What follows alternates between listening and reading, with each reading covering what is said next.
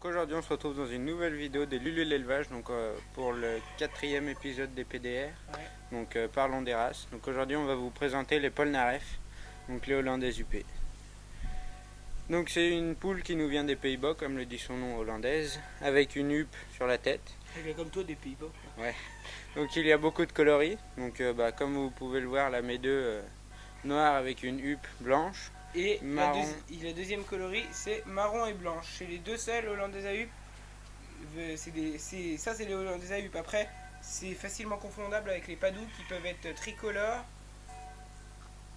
et plein d'autres couleurs.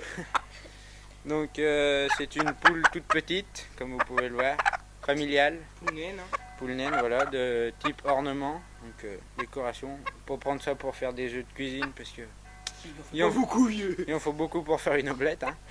Donc des tout petits œufs, donc elle peut couver de 12 à 18 œufs.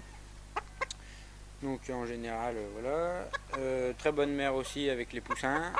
Et père, très bon père aussi. Comparé aux autres races, le père s'occupe bien des poussins aussi. Donc, voilà. Caractéristiques de la race. On retrouve vraiment une huppe très dense sur la tête pour le mâle et pour la poule. Une assez belle queue. Sur un plumage noir vert bleuté, des assez gros ergots sur les pattes pour un coq de si petite taille, et vraiment un plumage somptueux.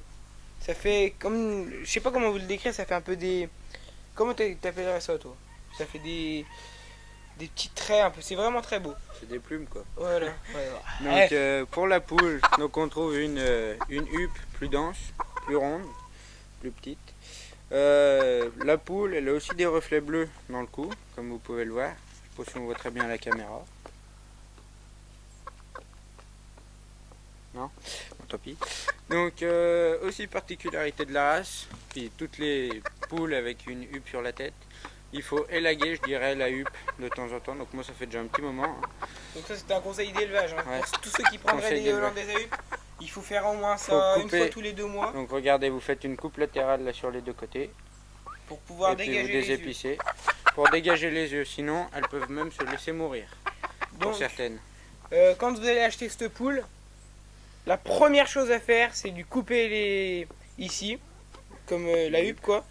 Car en fait, si elle sait pas où se trouve à manger, elle va se perdre. Donc après, au fur et à mesure du temps, si vous la coupez pas, c'est pas grave parce que si vous changez pas les endroits, comment dire, si vous changez pas d'endroit où vous mettez l'aliment, la poule va se retrouver. C'est pas encore trop gênant, mais vraiment au début, c'est vraiment ce qu'il faut faire.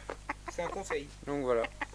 Donc je crois qu'on a à peu près fait le tour sur la hollandaise UP. Voilà.